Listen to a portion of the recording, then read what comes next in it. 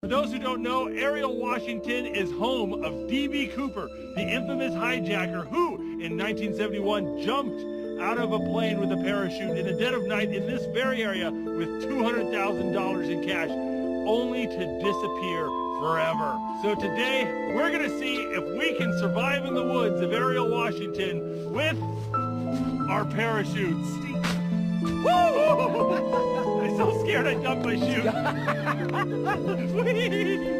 So apparently there's this little jack-in-the-box thing that pops out, and it's this little mini parachute, which then goes and pulls out and unravels the big parachute. I want to see how big this thing is.